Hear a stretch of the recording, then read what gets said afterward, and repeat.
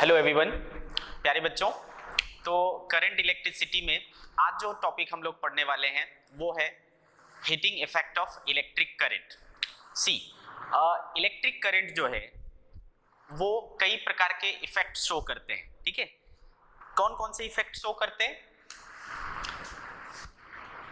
Effects of electric current की बात कर रहा हूं मैं। तो बेटे इलेक्ट्रिक करंट जो है वो कुछ इफेक्ट शो करते हैं। कौन कौन से करते हैं वो देख रहे हैं हम। पहला है बेटा हीटिंग इफेक्ट, जिसे कहते हैं हम heating effect of electric current. Heating effect of electric current. Then chemical effect, chemical effect of electric current. And then third है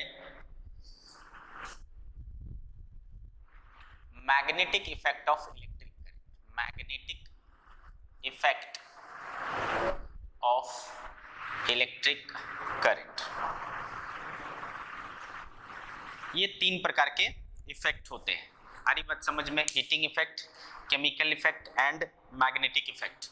ओके, तो बेटे हीटिंग इफेक्ट क्या होता है? जब किसी कंडक्टर से करंट फ्लो करता है, करंट पास करता है, तो वो जो वायर है, वो जो कंडक्टर है, उसमें थोड़ी बहुत हीट प्रोड्यूस हो जाती है। किसी में कम, किसी में ज्यादा हीट प्रोड्यूस होता है। ठीक है, तो ये जो हीट निकलता है, ये जो हीट प्रोड्यूस होता है ना, करंट के फ्लो की वजह से, उसे हम क्या कहते हैं? Heating effect of electric current कहते हैं। ठीक है, दूसरा है बेटा chemical effect of electric current. अगर किसी इलेक्ट्रोलाइट में करंट को पास कराया जाता है तो इलेक्ट्रोलाइट जो है वो पॉजिटिव आयंस और नेगेटिव आयंस में टूट जाता है। इसे कहते हैं chemical effect of electric current. जितने भी सेल या बैटरी होते हैं वो सब के सब जो है केमिकल इफेक्ट के ऊपर ही काम करते हैं। आ रही बात समझ में? ठीक है, क्लियर। तीसरी चीज जो है magnetic effect of electric current. जिस वायर के थ्रू या किसी कंडक्टर के थ्रू जो कब करंट फ्लो करता है, जब करंट फ्लो करता है तो उसके चारों तरफ एक मैग्नेटिक फील्ड डेवलप हो जाता है। इसे कहते हैं मैग्नेटिक इफेक्ट। हमारी बात समझ? इनमें से ये दो चीजें हमें पढ़ना है। हीटिंग इफेक्ट हमारे सिलेबस में है, मैग्नेटिक इफेक्ट भी हमारे सिलेबस में है। Chemical effect of electric current कुछ सालों पहले तक हमारे सिलेबस में हुआ करता था, बट अब ये हमारे सिलेबस में नहीं है।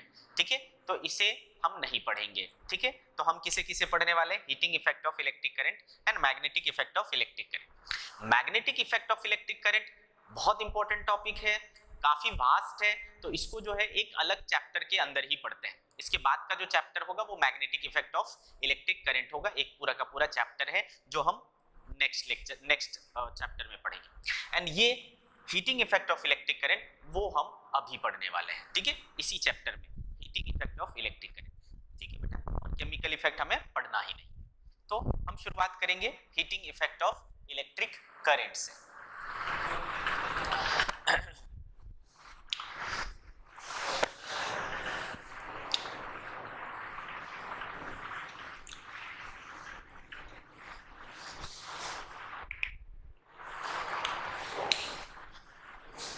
Heating effect of electric current क्या हो जाएगा बेटा डेफिनेशन इसका? When electric current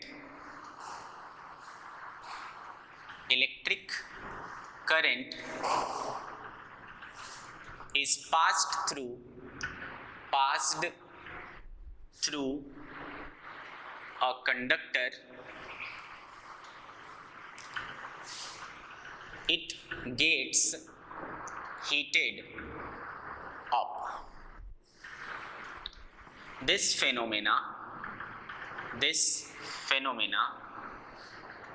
is called heating effect. Heating effect of electric current.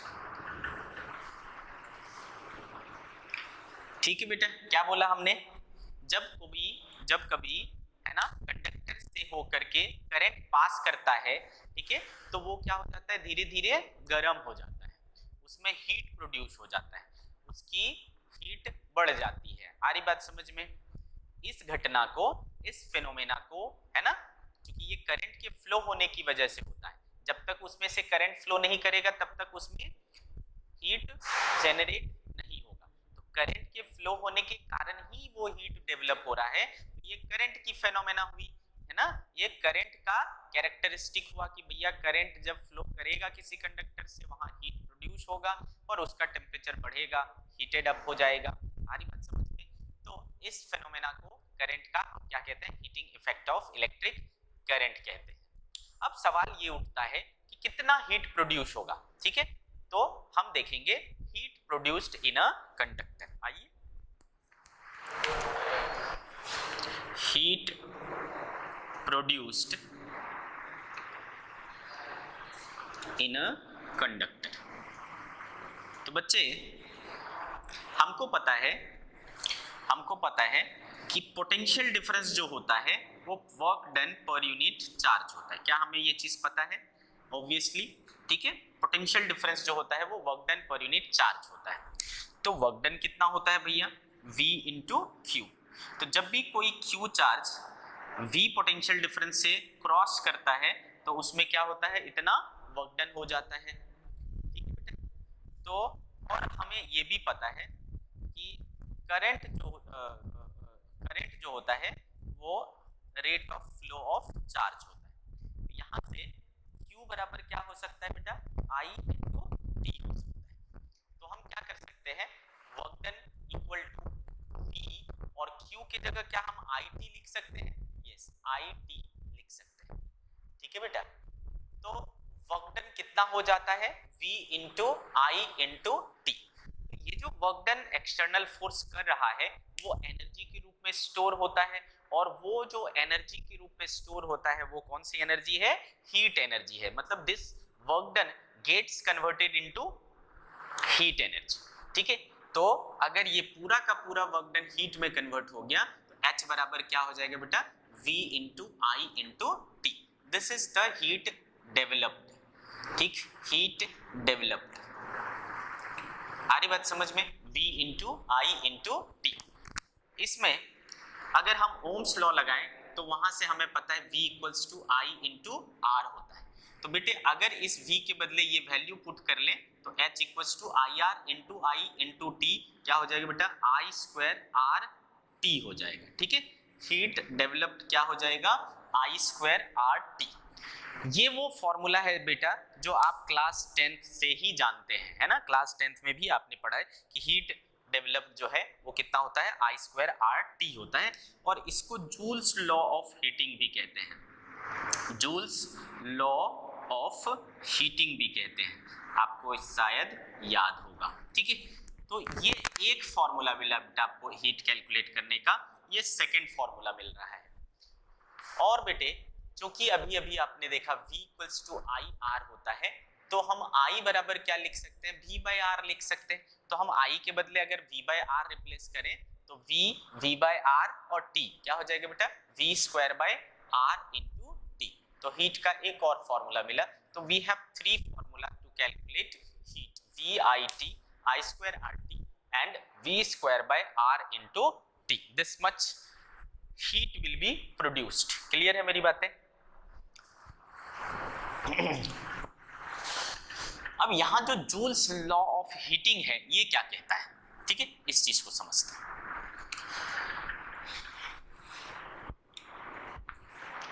Joules law of heating,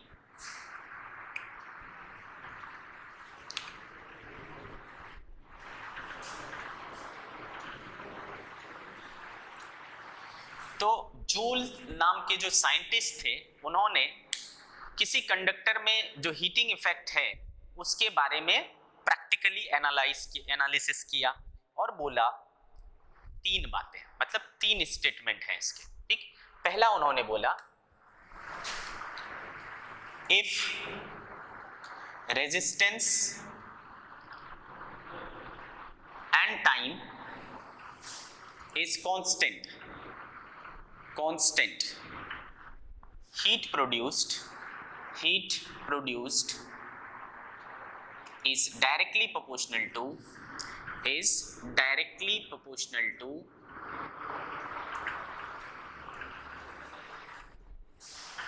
ठीक है, heat produced is directly proportional to square of current flow,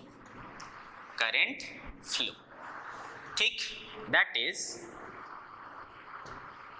H is directly proportional to I square, ठीक है, H is directly proportional to I square. Second thing बोला कि अगर I और T constant हो, if current and time is constant, then heat produced is directly proportional to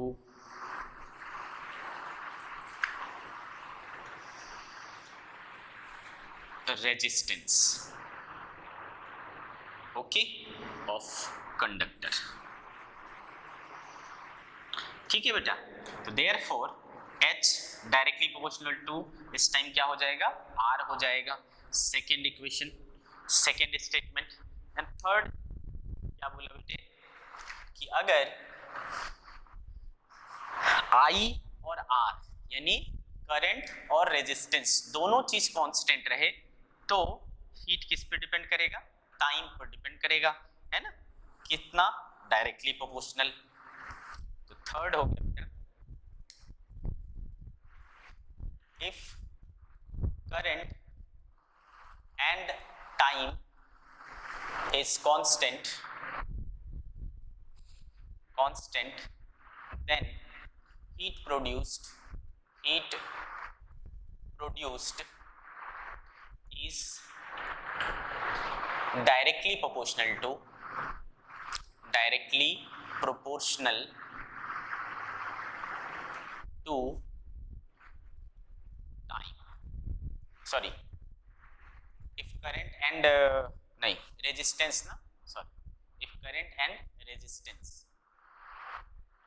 is constant, then heat produced is directly proportional to time of flow of current. ठीक है बेटा, that is H is directly proportional to T. This is third. तो ये तीन statement he joules law of heating कहलाता है ना. तो अगर हमने इनको कंबाइन किया तो H इक्वल टू क्या आता है, I स्क्वायर R T आता है. ठीक है बेटा, this is joules law of heating. तो आपको अच्छे से ये चीज समझ में आ गया. ओके, अब हम बात करने वाले हैं नेक्स्ट टॉपिक, वो है बेटा इलेक्ट्रिकल वर्क डन. ठीक है, electrical work done. I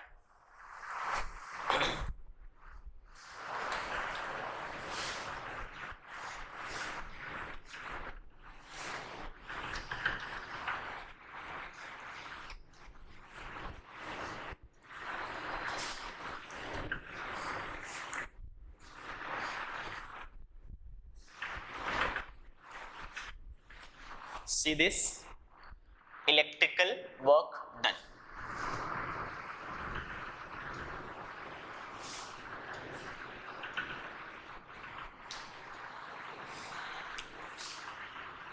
The work done by external force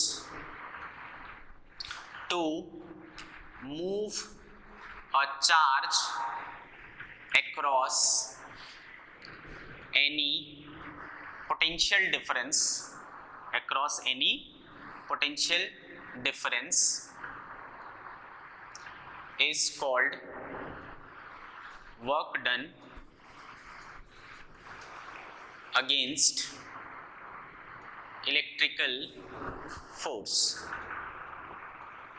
ठीक है, तो बेटा चूंकि आपने पढ़ा है V equals to W by Q होता है, देयरफॉर W इक्वल्स टू क्या होता है, V इंटू Q होता है. This is electrical work done by external force. ठीक है, W बराबर V इंटू क्यू, और चूंकि अभी आपने देखा Q बराबर क्या होता है, I इंटू टी होता है, therefore W is also VIT, W is also VIT, this is electrical work done या work done against electrical forces. ठीक है, तो इलेक्ट्रिकल वर्क डन आपको समझ में आ गया। Now we will talk about electrical power. Electrical power, तो आपको पता है बेटा पावर क्या होता है, वर्क डन अपॉन टाइम होता है। ठीक है, तो work done per unit time क्या हो जाएगा, पावर हो जाएगा। तो यहाँ इलेक्ट्रिकल वर्क डन ले लेंगे, electrical work done, electrical work done. और आपने एक चीज और देखा था बेटा कि ये जो इलेक्ट्रिकल वर्क डन है ना, वो क्या होता है, एनर्जी के रूप में कन्वर्ट हो जा रहा था, हीट एनर्जी के रूप में। ठीक है, तो इलेक्ट्रिकल वर्क डन या फिर electrical energy, electrical energy per unit time, per unit time is called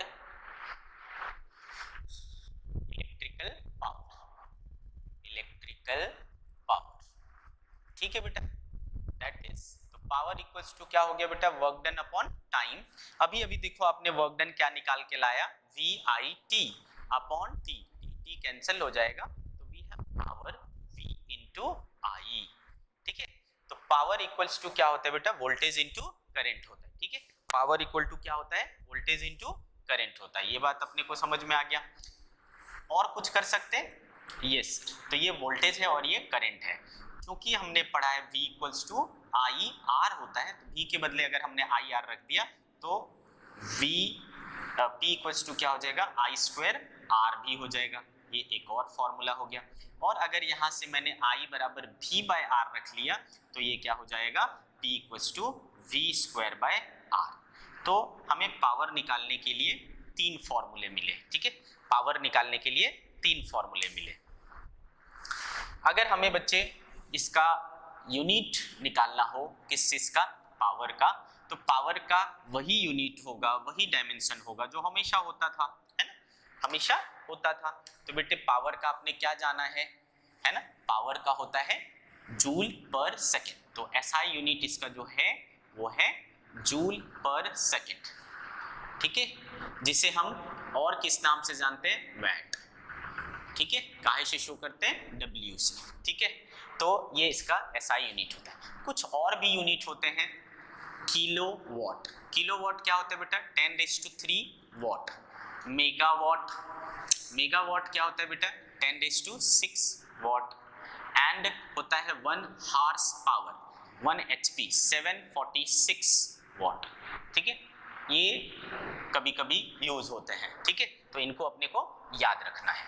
तो इलेक्ट्रिकल पावर आपको समझ में आ गया बेटा कैसे निकालना है। ठीक है, या तो V इंटू आई करेंगे, है ना, मोस्ट कॉमनली ये होते हैं V इंटू आई, या I स्क्वायर आर, या फिर V स्क्वायर बाय आर। इनमें से कोई भी फॉर्मूला अपन यूज कर सकते हैं। ठीक है, यूनिट्स हम ये सारे ले सकते हैं। तो इलेक्ट्रिकल पावर या इलेक्ट्रिकल एनर्जी, ठीक है, इलेक्ट्रिकल पावर या इलेक्ट्रिकल एनर्जी जो है, सॉरी, इलेक्ट्रिकल पावर जो है हम इस तरीके से निकाल सकते हैं। Clear, electrical power. अब हम बात करेंगे नेक्स्ट टॉपिक की, जो कि है इलेक्ट्रिकल एनर्जी कंजम्पशन। ठीक है, आप देखते हो बेटा कि हम अपने घरों में कई सारे डिवाइसेस यूज करते हैं, है ना, टीवी चलाते हैं, टीवी हो गया, फिर आपका फैन है, ट्यूबलाइट्स है, एसी है, गीजर है, कूलर है, ऐसे बहुत सारे डिवाइसेस अपन घर पे क्या करते हैं, यूज करते हैं। सब क्या करते हैं, सबको एनर्जी चाहिए, और वो एनर्जी कहाँ से मिलती है, इलेक्ट्रिकल एनर्जी के रूप में। वो इलेक्ट्रिकल एनर्जी आपको कहाँ से मिलती है, आपके इलेक्ट्रिसिटी बोर्ड से। इलेक्ट्रिसिटी बोर्ड आपको एनर्जी कंज्यूम करने के लिए देता है और उसके बदले आपसे पैसे वसूलता है। ठीक है, आ रही बात समझ में। तो वो कैसे पैसे वसूलता है हमसे, उसको कैसे पता चलता है कि हमने कितनी एनर्जी यूज करी। ठीक है, तो उस हिसाब से वो हमसे पैसे लेते हैं। आ रही बात समझ में। तो उस चीज को अपने को कैलकुलेट करना है। So we are going to talk about electrical energy consumption. Electrical energy consumption. ठीक है, इलेक्ट्रिकल एनर्जी कंजम्पशन। तो बेटे इलेक्ट्रिकल, चूंकि अभी अभी आपने पढ़ा पावर क्या होता है बेटा, work done per unit time, या फिर मैंने बोला एनर्जी पर यूनिट टाइम, ना वर्क डन और एनर्जी एक ही है। तो बेटे देखो एनर्जी बराबर क्या हो जाएगा, पावर इनटू टाइम। तो प्रोडक्ट ऑफ पावर और टाइम, ठीक है, प्रोडक्ट ऑफ पावर और टाइम जो है वो आपको क्या दे देता है, इलेक्ट्रिकल एनर्जी कंजम्पशन दे देता है, ठीक है। तो दी प्रोडक्ट ऑफ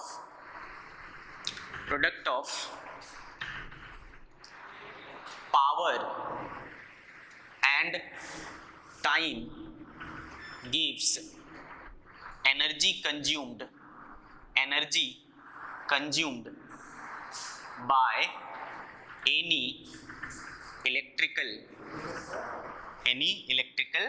device.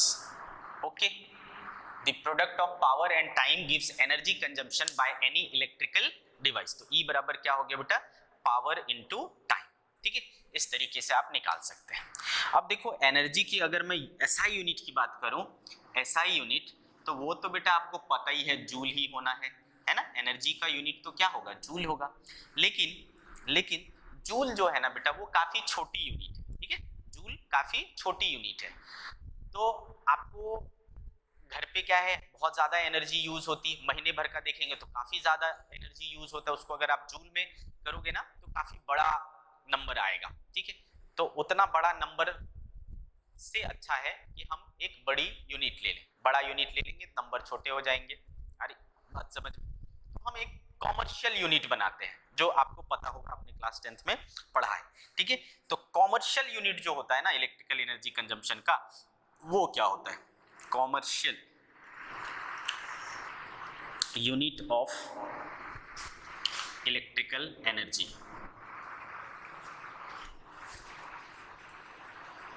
इस, उसके लिए अपन क्या करते हैं, पावर को ले लेते हैं किलोवाट में, बड़ा हो गया, और टाइम को ले लेते हैं आवर में।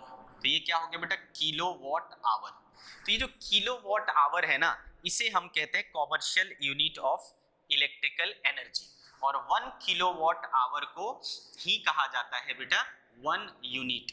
आप बोलते हो ना, आप देखो अगर आपके पास बिजली बिल हो, है ना, अगर आपके पास बिजली बिल हो, इलेक्ट्रिसिटी बिल है, आप उसे क्या कर सकते हो, देख सकते हो, तो उसमें लिखा रहता है कि भैया इस मंथ आपने 100 यूनिट्स, 150 यूनिट्स, 193 यूनिट्स ऐसा यूज किया है, तो वो यूनिट कितना है, 1 किलोवाट आवर है, ठीक है। 1 किलोवाट आवर को ही 1 यूनिट कहते हैं, ठीक है। तो commercial unit of electrical energy is kilowatt hour, ठीक है। 1 kilowatt our is 1 unit energy, ठीक है बेटे, आगे बात समझ में। तो यहां से एक बात समझ में आया कि एनर्जी का ही दोनों यूनिट है, जूल एसआई है, और किलोवाट आवर जो है एक बड़ा यूनिट है ना, कॉमर्शियली हम यूज करते हैं, कॉमर्शियल यूनिट है, लेकिन है दोनों चीज एनर्जी का ही यूनिट है ना बेटा, दोनों चीज जो है एनर्जी का ही यूनिट है, तो उनके बीच में कुछ तो रिलेशन होगा। तो रिलेशन क्या है इनके बीच में, ठीक है, तो ये भी आपका पढ़ा हुआ है बेटा, आप में से बहुतों को याद होगा। तो relation between kilowatt hour and joule, kilowatt hour और जूल के बीच में रिलेशन। तो बेटे 1 kilowatt hour equal to 1 kilo means क्या होता है बेटा 10⁻³ वाट का मतलब क्या होता है जूल पर सेकेंड, और आवर में कितना सेकेंड बेटा 3600 सेकेंड, होगा कि नहीं। तो ये सेकेंड और ये सेकेंड कैंसिल हो जाएगा बेटा, 36 × 10⁵ जूल हो जाएगा। सो 1 किलोवाट आवर इज 36 × 10⁵ जूल। अगर मैं यहाँ पर एक पॉइंट लगा दूं तो यहाँ पर 10⁶ हो जाएगा। सो 1 किलोवाट आवर इज 3.6 × 10⁶ जूल है। ये कन्वर्जन भी आप याद रख सकते हो, आपसे डायरेक्टली भी पूछा जा सकता है कि 1 किलोवाट आवर कितने जूल के बराबर होता है, तो दिस इज 3.6 × 10⁶ जूल। ओके बच्चे, क्लियर है मेरी बात। तो ये हो गया इलेक्ट्रिकल एनर्जी कंजम्पशन की यूनिट की बात। अब कैसे पता चलता है कि हमारे घर में कितनी एनर्जी कंज्यूम हुई, तो देखो बेटा आपके पास जो कोई भी डिवाइस होती है, चाहे वो टीवी हो, है ना, फैन हो, बल्ब हो, एवरीथिंग, सबके पास दो प्रकार की रेटिंग होती है। हर किसी पर एक होता है वोल्टेज रेटिंग और दूसरा होता है पावर रेटिंग। हर डिवाइस पर ये चीजें होती ही होती है, power rating end voltage rating. ठीक है, क्लियर है मेरी बात? जैसे अगर आप बल्ब खरीदने, पुराना जो बल्ब हम यूज करते थे है ना, वो इनकैंडेसेंट बल्ब जो यूज करते थे, अभी उसका जगह जो है CFL और LED लाइट्स ने ले लिया है। लेकिन इसके पहले जो होता था, या LED लाइट्स भी आप खरीदने जाते हो, CFL भी खरीदने जाते हो, तो आपसे पूछा जाता है कितने वॉट का चाहिए, तो आप बोलते हो 8 वॉट का, 10 वॉट का, और वो वाले जो बल्ब होते थे वो 100 वॉट ऐसे लिया जाता था। ठीक है बेटा, तो आप ये जो 8 वॉट का मुझे बल्ब दो, 10 वॉट का दो, 9 वॉट का दो, है ना, तो ये आप क्या बता रहे हो, उसको पावर रेटिंग बता रहे हो। ठीक है, क्या बता रहे हो, पावर रेटिंग बता रहे हो। ठीक है, तो हर एक डिवाइस की पावर रेटिंग होती है। क्लियर बात है, आ रही बात समझ में? और दूसरा होता है वोल्टेज रेटिंग। आप अगर किसी बल्ब को उठाओ, आप उसे देखोगे कि वहां पर दो चीजें मेंशन है, लाइक 8 वॉट का अगर आपने या 9 वॉट का बल्ब लिया तो 9 वॉट 230 वोल्ट ऐसा करके लिखा रहेगा, 9 वॉट 230 वोल्ट इस तरीके से लिखा रहेगा। तो वो जो 9 वॉट है वो उसका क्या है, पावर रेटिंग है, और जो 230 वोल्ट है वो उसका वोल्टेज रेटिंग है। मतलब वो जो है, जब आप उसको 230 वोल्ट का सप्लाई दोगे तो वो कितना पावर कंज्यूम करेगा, उसका पावर कितना होगा, मतलब लाइक 8 वॉट है तो 8 वॉट, वॉट का मतलब क्या होता है बेटा, 8 वॉट का मतलब होता है जूल पर सेकेंड। तो एक सेकेंड में वो कितना एनर्जी कंज्यूम कर लेगा, 8 जूल कंज्यूम कर लेगा। जब मैं उसे 230 वोल्ट से कनेक्ट कर दूंगा, जब मैं उसे 230 वोल्ट का सप्लाई दे दूंगा, तो वो एक सेकेंड में 8 जूल एनर्जी क्या करेगा, कंज्यूम करेगा। इसका मतलब ये होता है। ठीक है, तो हर डिवाइस पर ये चीजें होती ही है, power rating end voltage rating. Clear है मेरी बात? चलिए, तो अब इसे यूज कैसे करते हैं।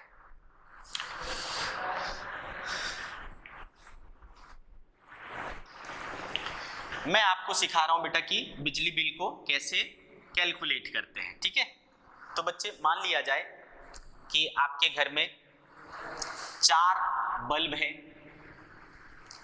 ठीक है, 4 बल्ब है और एक टीवी है और एक AC है और एक मोटर है। इस तरीके का आपका घर में डिवाइसेस लगे हुए हैं। हर एक का पावर रेटिंग होता है बेटा, तो इसका पावर रेटिंग कितना है, लेट्स से 100 वॉट। टीवी का मान लो कितना है, 2 किलोवाट। AC का पावर है समझो 2 किलोवाट। मोटर का पावर है मान लो 0.5 किलोवाट, ऐसा है ना बेटे। और आप मान लो इसको जो है ना दिन के 8 घंटे चलाते हो, टीवी को भी दिन के 8 घंटे चलाते हो, AC को भी दिन के 8 घंटे चलाते हो, और मोटर को दिन के 2 घंटे चलाते हो सपोज। ठीक है बेटा, तो अब कितनी एनर्जी कंज्यूम होगी, है ना बेटे, कितनी एनर्जी कंज्यूम होगी। तो जैसा हमने कहा कि एनर्जी बराबर क्या है बेटा, पावर इनटू टाइम। पावर को हमेशा क्या लेना है, किलोवाट में, और टाइम को किस में लेना है, आवर में। देन ओनली आपका एनर्जी किस में आएगा, किलोवाट आवर में आएगा। तो ये किलोवाट में है बेटा, ये किलोवाट में है, ये किलोवाट में है, ये किलोवाट में नहीं है, वॉट में है। तो किलोवाट में कन्वर्ट करने के लिए क्या करना पड़ता है बेटा, 1000 से डिवाइड करना पड़ता है। अगर वॉट में है ना, किलोवाट में कन्वर्ट करने के लिए 1000 से डिवाइड करना होता है, तो ये 0.1 हो जाएगा बेटा। ठीक है, तो 0.1 इंटू 8 क्या हो गया बेटा, 0.8। ये तो क्या हुआ, एक बल्ब का। ऐसे कितने हैं बेटे, 4, तो इंटू क्या हो जाएगा, 4। इतनी एनर्जी कंज्यूम कर लेगा एक दिन में। ये 2 है और ये 8 है, 2 8 क्या हो गया बेटा, 16। ये भी 16 और ये 0.5 2 जा 1 हो गया, है ना। तो इतना क्या हो गया बेटा, तो ये 8 चौकी 32, 3.2, 3.2 मतलब 16 16 32, 16 16 32 3 35 36 36.2, है ना। ये कितना हो गया, 36.2 किलोवाट आवर, यानी 36.2 यूनिट, है ना। आपने एक दिन में खर्च किया, इन 1 डे। कितना, 36.2 यूनिट या किलोवाट आवर। तो बेटे अगर मान लो वो 30 का मंथ है, कोई मंथ की बिजली आई है, आपकी बिजली बिल आई है, वो 30 का मंथ है, तो मंथ का क्या हो जाएगा बेटा, इन 1 मंथ तो 30 इंटू 36.2 है ना, इतना यूनिट यूज कर लोगे तो 2 तिया 6, 6 तिया 18, 3 तिया 9, 1 10, 1086 यूनिट आप क्या कर लोगे उस मंथ में यूज कर लोगे। अब हर एक कंपनी का मतलब हर एक स्टेट का अपना एक टैरिफ रेट होता है ना, उस हिसाब से वो आपको बिजली बिल चार्ज करते हैं। ठीक, मान लो कि आपके स्टेट में वो रेट कितना है 4 रुपीज पर यूनिट है। ठीक है, कितना है बेटा 4 रुपीज पर यूनिट है। तो कितना मनी लगेगा आपको, कितना पैसा लगेगा, कितना बिल लगेगा, बिल जो है आपका वो हो जाएगा, चूंकि आपने 1086 यूनिट यूज किया है और पर यूनिट आपको कितने देने हैं 4 रुपीज, इतना आपका बिल हो जाएगा। 6 चौके 24 के 4 से 2 32 2 34 4 3 4344 रुपीस का बिल आएगा उस मंथ का। ठीक है, तो like this we calculate electrical energy consumption and the bill. Okay, clear है आपको? नंबर ऑफ यूनिट्स कैलकुलेट करना है, नंबर ऑफ यूनिट्स कैलकुलेट करना है मतलब आपको किलोवाट आवर्स कैलकुलेट करना है, वो आपने कर लिया तो आपको पर यूनिट जो भी बिल है उससे मल्टीप्लाई कर देना है।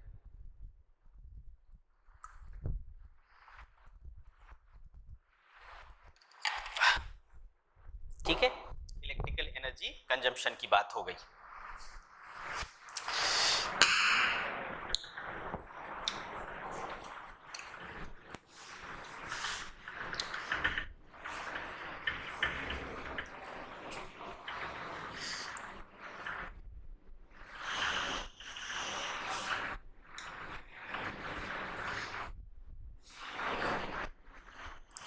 अब देखो बेटा,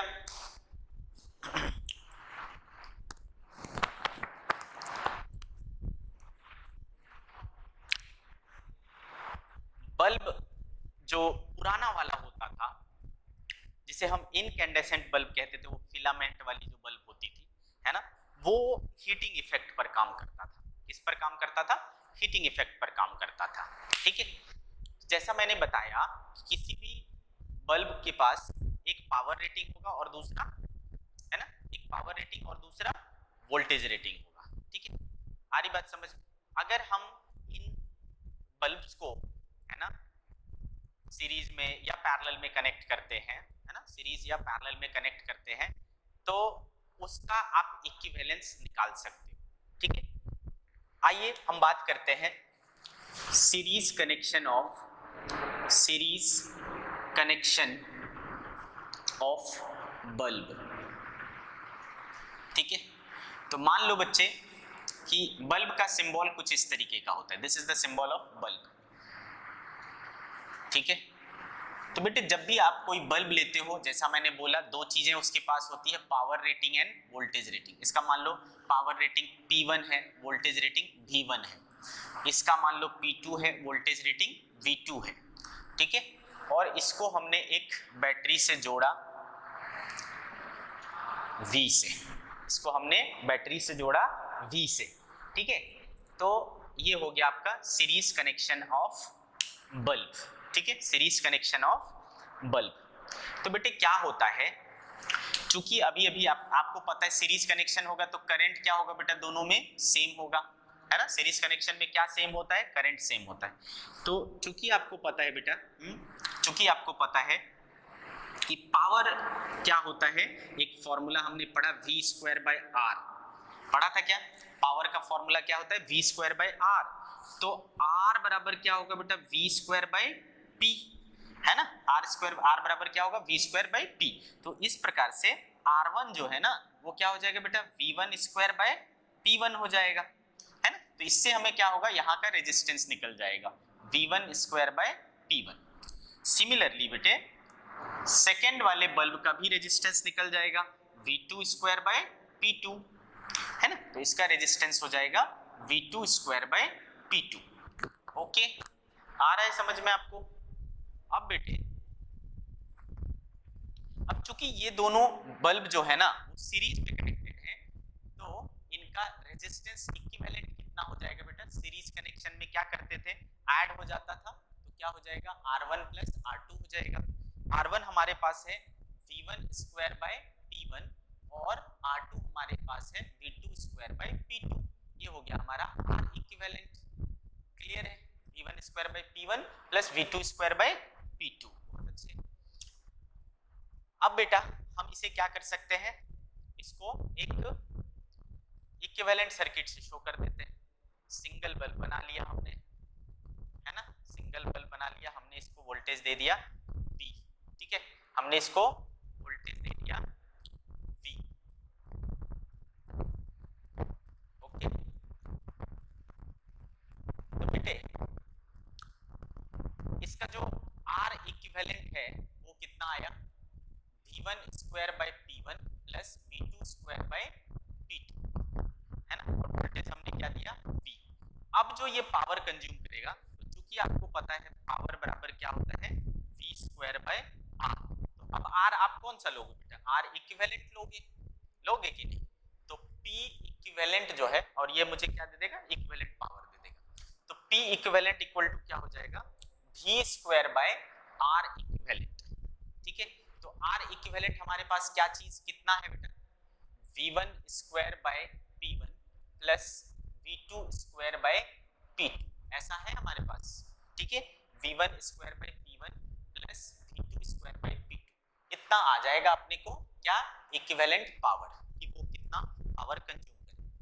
अब अगर मान लो बेटा मैं कि V1 V2 बराबर है V के, ठीक है, V1 V2 बराबर है V के, तो क्या होगा देखिए, तो P equivalent equals to V square upon V square by P1 plus क्या बोलते हैं V स्क्वायर बाय P2, ऐसा हो जाएगा। V स्क्वायर कॉमन आ जाएगा बेटे, 1 by P1 plus 1 by P2, ये और ये कैंसिल हो गया, 1 अपॉन ये क्या हो जाएगा बेटा P1 P2, है ना, और ये हो जाएगा P1 plus P2, that is P1 P2 by P1 plus P2, P equivalent equal to, ठीक है, क्या हो गया बेटा, P equivalent equals to P1 P2 by P1 plus P2। अगर आपने अभी हम किसकी बात कर रहे हैं, सीरीज कनेक्शन की, ठीक है। तो इसे आप क्या लिख सकते हो बेटा, P इक्विवेलेंट को आप लिख सकते हो, अगर मैं इसे पलट दूं तो 1 अपॉन P इक्विवेलेंट हो जाएगा बेटा, उधर भी पलट जाएगा, P1 प्लस P2 अपॉन क्या हो जाएगा बेटे, P1 P2। सेपरेट करो तो इसको, P1 upon P1 P2 plus P2 by P1 P2, यहाँ से ये कटा, यहाँ से ये कटा, क्या बचा देखो, 1 by P2 1 by P1 equals to 1 by P equivalent, therefore 1 upon P equivalent equals to क्या होता है, 1 by P1 plus 1 by P2।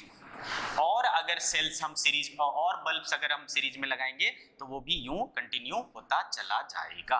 तो क्या देख पा रहे हो बेटा, क्या देख पा रहे हो कि अगर आप सीरीज में बल्ब्स को कनेक्ट करते हो, अगर आप सीरीज में बल्ब को कनेक्ट करते हो तो उसका जो इक्विवेलेंट पावर होता है, टोटल पावर जो कंज्यूम होगा वो आप ऐसे निकाल सकते हो, ठीक है, इस तरीके से निकाल सकते हो। लेकिन इसके लिए एक शर्त है, कंडीशन है। क्या कंडीशन है बेटा, कंडीशन क्या है कि सभी बल्ब का जो रेटेड वोल्टेज है, वोल्टेज रेटिंग है, और जो सप्लाई वोल्टेज है वो दोनों हमने बराबर लिया था। देखो V1 क्या था, फर्स्ट बल्ब का V1 क्या था बेटा, फर्स्ट बल्ब का रेटेड वोल्टेज था, V2 सेकेंड बल्ब का, और V हमने सप्लाई दिया था, तो ये तीनों बराबर हुए थे, तब हमें ये सिचुएशन मिला है, ठीक है। तो कंडीशन क्या है, if rated voltage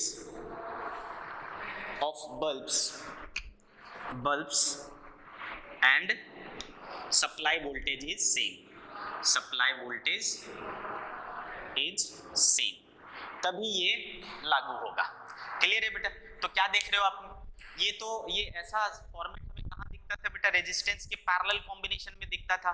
तो बल्ब के सीरीज कॉम्बिनेशन में रेजिस्टेंस का कैसा कंसेप्ट लगता है, पैरेलल वाला, ठीक है, मतलब रिवर्स है, क्रॉस कनेक्शन हो गया, ठीक है। आज बात समझ में, तो आप इस तरीके से सीरीज कनेक्शन कर सकते हैं बल्ब्स का, और भी रहेंगे तो इस तरीके से ऐड होते चले जाएंगे बेटा, ठीक है। लेकिन ध्यान रखना है कंडीशन क्या है, ये कंडीशन है, ऐसा रहेगा तभी ये यूज होगा, ठीक। इसी तरीके से अपन क्या कर सकते हैं बेटा, बल्ब्स का पैरेलल कॉम्बिनेशन भी कर सकते हैं, ठीक है, बल्ब्स का पैरेलल कॉम्बिनेशन भी कर सकते हैं।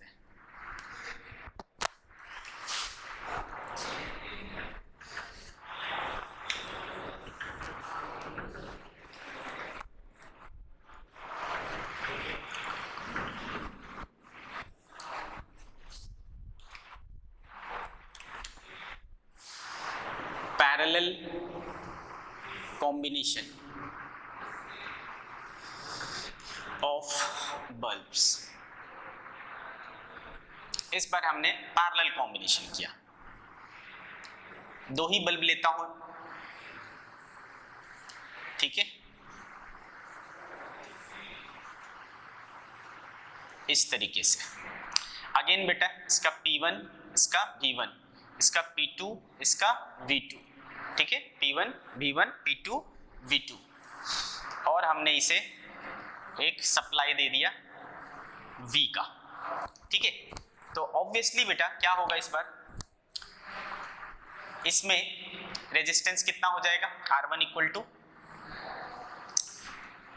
V स्क्वायर बाई P होता था, तो V1 स्क्वायर बाई P1 हो जाएगा, और R2 बराबर क्या हो जाएगा, V2 स्क्वायर बाई P2 हो जाएगा, है ना, V2 स्क्वायर बाई P2 हो जाएगा। आ रही बात समझ में? क्या आप R इक्विवेलेंट निकाल सकते हैं?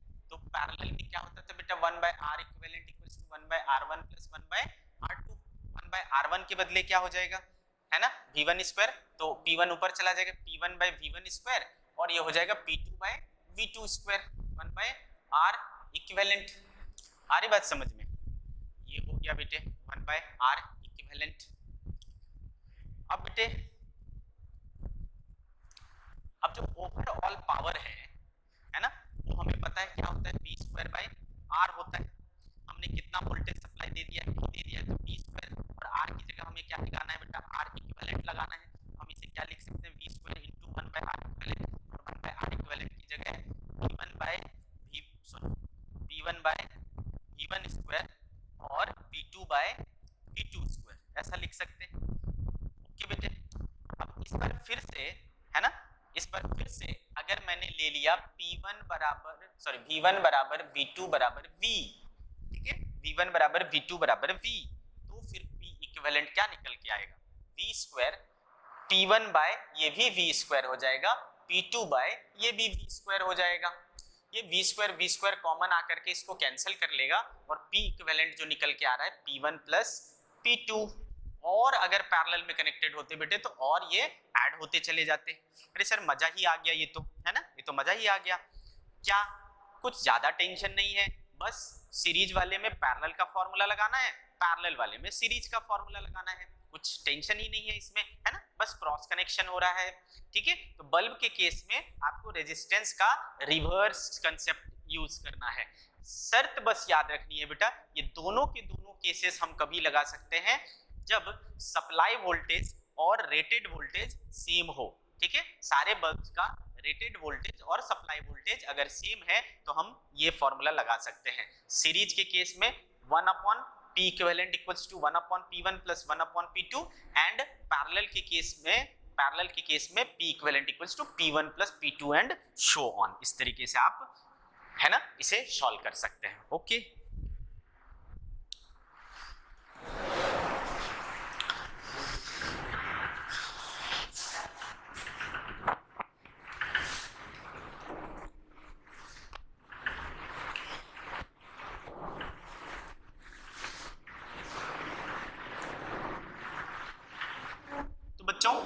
हम बात कर रहे हैं हीटिंग इफेक्ट की, है ना, किसकी बात कर रहे थे, हीटिंग इफेक्ट की। तो बेटे हीटिंग इफेक्ट पर हमारे कई सारे डिवाइसेस यूज होते हैं, कई सारे डिवाइस जो हम घरों में यूज करते हैं वो heating effect of electric current पर काम करते हैं, ठीक है। Application of heating effect of current, heating effect of current, का एप्लीकेशन। पहला आप देखो बेटा, गीजर आपका, गीजर। दूसरा आयरन, वो भी हीटिंग इफेक्ट पर काम करता है। हीटर, ठीक है, खाना बनाया करते थे हीटर पर वो। और क्या होता है, ड्रायर, ठीक है, water heater, water heater, room heater, room heater, ये सारी चीजें क्या होते हैं, हीटिंग इफेक्ट पर काम करते हैं। ठीक है, इसमें क्या होता है, हीट डेवलप होता है, और हीट डेवलप मतलब करंट फ्लो करते हैं, और करंट फ्लो के कारण हीट डेवलप होता है। तो ये सारी और एक चीज है बेटा, आप देखते हो घरों में, है ना, सर्किट की सेफ्टी के लिए हम एक डिवाइस यूज करते हैं जिसे कहते हैं फ्यूज। ठीक है, तो फ्यूज जो है ना, वो भी क्या किस पे काम करता है, हीटिंग इफेक्ट पर काम करता है। तो ये सारी चीजें हीटिंग इफेक्ट्स पर काम करते हैं। क्लियर है? अब बेटा जैसे कि आयरन है ना, आयरन जिससे हम इस्त्री करते हैं, अगर आपने कभी उसे खोल करके देखा हो तो उसमें क्या होता है, एक ऐसे कॉइल होते हैं। ठीक है, जब इसमें करंट फ्लो करता है, ठीक है, इसमें करंट फ्लो करते तो ये एकदम रेड हॉट हो जाता है, बहुत ज्यादा गर्म हो जाता है, और उसकी गर्मी से हम क्या करते हैं, अपने कपड़े को प्रेस करते हैं। आ रही बात समझ में? तो बेटे ये जो चीज है ना, चाहे ये आयरन की बात हो या फिर हीटर जिसमें आप खाना बनाते हैं, ठीक है, उन सब में इस तरह के एक कॉइल का यूज होता है। ठीक है, किसी ना किसी मटेरियल का यूज होता है जो हीट प्रोड्यूस करता है। जो नॉर्मल वायर होते हैं, जो कंडक्टिंग वायर होते हैं, वो उतना गर्म क्यों नहीं होते? वो तो नहीं होते। अगर आयरन है आपके पास, तो आयरन में क्या है बेटा, आयरन का एक खास पार्ट ही गर्म होता है, बाकी पार्ट उतना गर्म नहीं होता। क्यों? क्योंकि बाकी का जो पार्ट है ना, वो कंडक्टर है। कंडक्टर का रेजिस्टेंस क्या होता है, कम होता है। आपने देखा H इक्वल्स टू क्या होता है, I स्क्वायर RT होता है। ठीक है, तो बेटा जब रेजिस्टेंस कम होगा तो हीट कम प्रोड्यूस होगा, रेजिस्टेंस ज्यादा होगा तो हीट ज्यादा प्रोड्यूस होगा। तो जो बाकी के कंडक्टिंग वायर होते हैं, बाकी के जो वायर होते हैं वो कंडक्टिंग वायर होते हैं, कंडक्टर्स होते हैं, उसकी रेजिस्टेंस कम है तो हीट वहां पर कम प्रोड्यूस होता है। लेकिन जो आयरन के पार्ट है, आयरन का जो पार्ट है, वहां पर एक कॉइल है जिसका रेजिस्टेंस बहुत हाई है, उसके कारण बहुत हाई हीट प्रोड्यूस होता है। तो वो वाला पार्ट आपका ज्यादा गर्म हो जाता है, मतलब बहुत ज्यादा गर्म हो जाता है। बाकी में आपको एहसास नहीं होता, लेकिन वहां पर बहुत ज्यादा एहसास होता है। हमारी बात समझ में? तो वो जो पार्ट है ना, उसको स्पेशली बनाया गया है हीट को प्रोड्यूस करने के लिए, कि वो ज्यादा हीट प्रोड्यूस करे। ठीक है, तो ऐसी चीजों को हम कहते हैं हीटिंग एलिमेंट। क्या कहते हैं बेटा? Heating element. Heating element.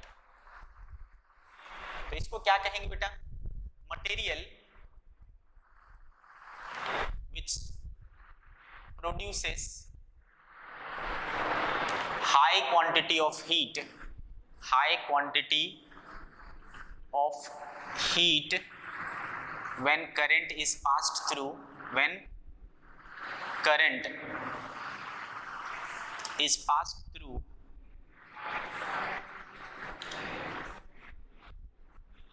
is called heating element, is called heating element। आ रही बात समझ में? इसे क्या कहते हैं हम लोग? हीटिंग एलिमेंट कहते हैं। ओके, तो हीटिंग एलिमेंट के रूप में जो जनरली यूज होता है बेटा, इसके एग्जांपल्स हैं टंगस्टन। ठीक है, क्या? टंगस्टन, नाइक्रोम, कॉन्स्टेंटन, ये सब चीजें जो है हम लोग जनरली यूज करते हैं हीटिंग एलिमेंट के रूप में। ठीक है, हीटिंग एलिमेंट के रूप में यूज करते हैं। अब कौन से ऐसे मटेरियल हैं जो हीटिंग एलिमेंट के रूप में काम कर सकते हैं, उनके पास क्या प्रॉपर्टी होनी चाहिए? ठीक है, तो properties of heating element.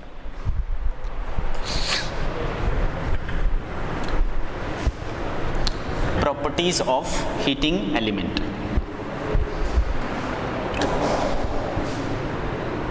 Properties of heating element.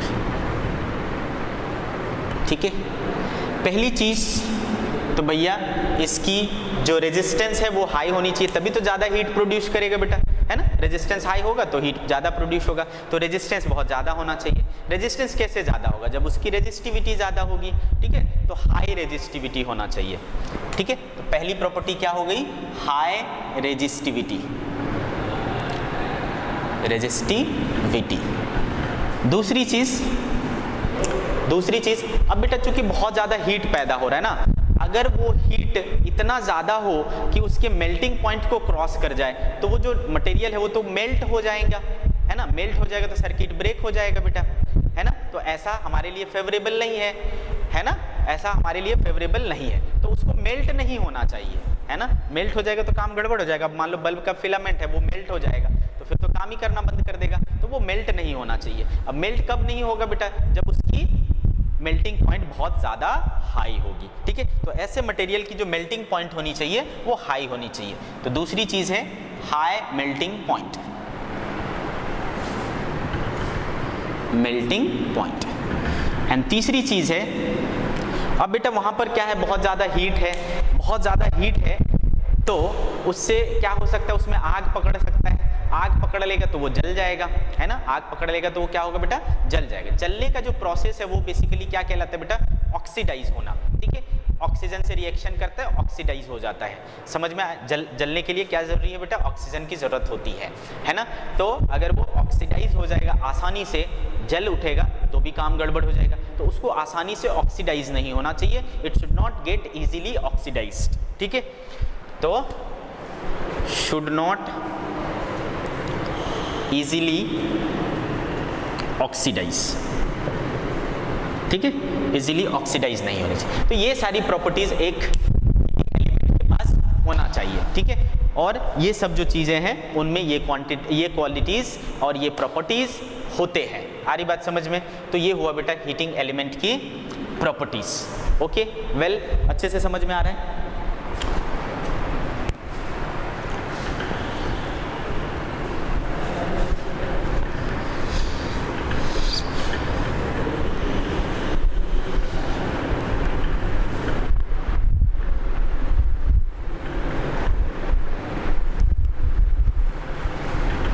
Okay बच्चों, अब देखो बेटा क्लास 10th में आपने एक और चीज सीखी होगी, वो है डोमेस्टिक इलेक्ट्रिक सर्किट, है ना। डोमेस्टिक इलेक्ट्रिक सर्किट क्या होता है? डोमेस्टिक इलेक्ट्रिक सर्किट, हम जो घरों में डिफरेंट डिवाइसेस यूज करते हैं उसको पहले हम क्या करते हैं? वायर से प्रॉपरली कनेक्ट कर देते हैं, तो वो एक सर्किट तैयार हो जाता है जिसे हम इलेक्ट्रिक सर्किट कहते हैं, ठीक है। डोमेस्टिक इलेक्ट्रिक सर्किट में ओके बेसिकली उसको दो कैटेगरी में बांटते हैं। एक को कहते हैं बेटा लाइटिंग सर्किट और एक को कहते हैं पावर सर्किट। शायद आपको याद हो, थोड़ा थोड़ा याद है बेटा। तो बात करने वाले हम लोग डोमेस्टिक इलेक्ट्रिक सर्किट के बारे में, यानी घर में जो हम सर्किट यूज करते हैं, domestic electric circuit, domestic electric circuit. तो बेटे इसकी शुरुआत कहाँ से होती है? इसकी शुरुआत होती है आपके घर में जो आपके मीन्स घर के बाहर देखो गली में क्या होता है, पोल्स के थ्रू 3 वायर गए होते हैं, दिखता है आपको, है ना। 3 ऐसे वायर्स होते हैं। उसमें जो 3 वायर हैं, ठीक है, उसमें जो 3 वायर हैं उसमें एक होता है बेटा लाइव वायर, एक होता है न्यूट्रल और एक होता है अर्थ वायर, ठीक है। आ रही बात समझ में? क्लियर? उसमें से सॉरी गली में जो 3 वायर होते हैं वो फेज होते हैं, ठीक है। वो 3 क्या होते हैं? फेज होते हैं। अभी फेज, आप फेज को गोली मारो, सॉरी भूल जाओ, फिर से बोल रहा हूं, यहां से सुनो, करेक्ट, ठीक है। 3 वायर होंगे आपके घर में, जो फाइनली आते हैं वो 2 वायर आते हैं। कितने आते हैं बेटा? आपके घर में जो फाइनली आते हैं वो 2 वायर आते हैं। कौन कौन से हैं वो 2 वायर? एक है लाइव वायर और एक है न्यूट्रल वायर, ठीक। यहां पर क्या होता है? एक लाइव वायर और एक न्यूट्रल वायर आता है, लाइव और न्यूट्रल, ध्यान से समझें, ठीक है। क्या होता है बेटा? एक लाइव वायर होता है और एक न्यूट्रल वायर होता है। लाइव वायर का कलर जो है ना वो हमेशा रेड होता है, ये कन्वेंशन है। और न्यूट्रल वायर जो होता है वो ब्लैक होता है, ब्लैक। आ रही बात समझ में? लाइव वायर और न्यूट्रल वायर। लाइव वायर जो होता है, ठीक है, लाइव वायर जो होता है वो 235 वोल्ट पर, सॉरी 230 वोल्ट पर होते हैं। और जो न्यूट्रल वायर होता है वो 0 पर होता है, मतलब 0 पोटेंशियल पर होता है। ठीक है, आ रही बात समझ में? ये ही दो जो वायर हैं वो आपके घर के अंदर जाते हैं। तो सबसे पहले आपके जो बाहर है वहाँ से ये 2 वायर आपने लिया और वहाँ पर क्या होता है, एक मीटर बोर्ड जिसे बोलते हो आप, वहाँ पर एक मीटर बोर्ड लगा होता है, ठीक है, जो आपका कंजम्पशन को बताता है। आ रही बात समझ में? तो यहाँ पर एक मीटर बोर्ड रहता है, meter board, okay. And after that ये जो वायर है, ये जो है, इसमें हम क्या करते हैं, एक फ्यूज वायर जोड़ देते हैं, fuse, electric fuse, electric fuse. अब ये इलेक्ट्रिक फ्यूज क्या होता है, ठीक है, ये हमें सीखना है, इलेक्ट्रिक फ्यूज। प्लस बेटा इसके साथ साथ एक और घर में आने के बाद एक और एक्स्ट्रा वायर जुड़ जाता है, उसे कहते हैं अर्थ वायर, ठीक है, अर्थ वायर। एक लाइव वायर, एक न्यूट्रल वायर और एक होता है अर्थ वायर। ये 3 वायर आपके घर में दौड़ते हैं, हर जगह पर ये 3 वायर हैं। लाइव वायर है ना, live wire, neutral and earth. Live wire जो होता है वो रेड कलर का होता है, न्यूट्रल जो है ब्लैक होता है और अर्थ जो है ग्रीन होता है, ठीक है। अर्थ वायर कैसा होता है, ग्रीन होता है। आ रही बात समझ में? क्लियर? मैं यहाँ पर आपको क्या बताना चाहता हूँ, मुझे ये सब ज़्यादा डीप नहीं जाना इसमें, मुझे ये बताना है कि हम जो अपने घर में जितने भी डिवाइसेस यूज़ कर रहे हैं उसमें कुछ डिवाइसेस काफ़ी महंगे हैं, लाइक आपका टीवी, आपका फ्रिज, है ना, ये सब क्या है, काफ़ी महंगी चीज़ें होती है। ये अगर ख़राब हुआ, कूलर, फैन, ये सब ख़राब हुआ तो आपको क्या होगा, बहुत दिक्कत होता है। आ रही बात समझ में? तो इनको खराब होने से बचाने के लिए एक बात, दूसरा फॉर आवर सेफ्टी ऑल्सो, मतलब हम उसे यूज़ करते हैं ना, तो हमें भी क्या होना चाहिए, सावधान रहना चाहिए, हमें इलेक्ट्रिक शॉक नहीं लगना चाहिए, है ना, या घर में आग नहीं पकड़ना चाहिए। तो इन सब से बचाव के लिए, सेफ्टी के लिए 2 उपाय होते हैं, ठीक है। आ रही बात समझ में? घरेलू सर्किट में यानी डोमेस्टिक सर्किट में सेफ्टी के लिए किसकी सेफ्टी, चाहे वो इलेक्ट्रिकल डिवाइसेस की सेफ्टी हो और या फिर चाहे हमारे सेफ्टी की बात हो, 2 उपाय होते हैं, 2 है ना उपाय हमने करके रखे हैं। क्लियर है? क्या क्या है वो 2 उपाय? ओके, तो बेटे जैसा मैंने आपको बोला कि डोमेस्टिक सर्किट में, डोमेस्टिक इलेक्ट्रिक सर्किट में 2 तरह की, इसको 2 कैटेगरी में बांट सकते हैं। एक को कहते हैं बेटा लाइटिंग सर्किट, लाइटिंग सर्किट, और दूसरा होता है power circuit, power circuit. Okay, समझिए लाइटिंग सर्किट क्या होता है और पावर सर्किट है। लाइटिंग सर्किट में वो डिवाइसेस आते हैं जिसका पावर कंजम्पशन कम है, ठीक है। लाइटिंग सर्किट में वो डिवाइसेस आते हैं जिनका पावर कंजम्पशन कम है, 5 एम्पियर से कम। इसमें आ जाते हैं आपके बल्ब्स वगैरह, ट्यूबलाइट्स वगैरह, है ना, जिनके पावर रेट, करंट जो है, करंट कंज्यूम करने की जो करंट जो है 5 एम्पियर तक लेता है, वो लाइटिंग सर्किट में आ जाते हैं, ठीक है। तो अप टू 5 एम्पियर ये आ जाता है लाइटिंग सर्किट में। और पावर सर्किट में ऐसी डिवाइसेस आ जाती है जिसकी क्या बोलते हैं, करंट ड्रॉ करने की एबिलिटी ज़्यादा है, 5 एम्पियर से ज़्यादा है। अप टू 15 एम्पियर तक। कहाँ तक बेटा? अप टू 15 एम्पियर तक, उसे हम पावर सर्किट कहते हैं। अप टू 15 एम्पियर, ध्यान से समझे, है ना।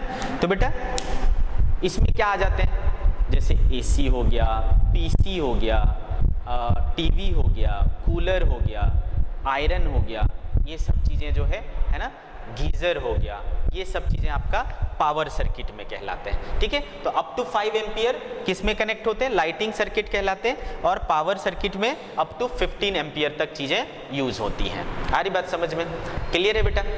तो हमारी जो चीज़ें हैं, है ना, हमारी जो चीज़ें हैं, जो भी हमने घर में अपने कनेक्ट करके रखे हैं डिवाइसेस को, हर एक की अपनी एक कैपेसिटी होती है बेटा कि वो उससे कितना करंट फ्लो होना चाहिए। ठीक है, उससे कितना करंट फ्लो होना चाहिए। कभी कभी आप देखते हो कि अचानक से वोल्टेज काफ़ी ज़्यादा बढ़ जाता है ना, तो उससे क्या हो सकता है, कई प्रकार के खराबियां आ सकती हैं। ठीक है, तो इन सब चीज़ों से बचने के लिए, सेफ्टी के लिए कुछ उपाय किए गए हैं। ठीक है, इसके बारे में हम लोग अपने नेक्स्ट लेक्चर में बात करेंगे। ठीक है, तो आज की सभा हम लोग यही समाप्त करते हैं बच्चों। Bye bye.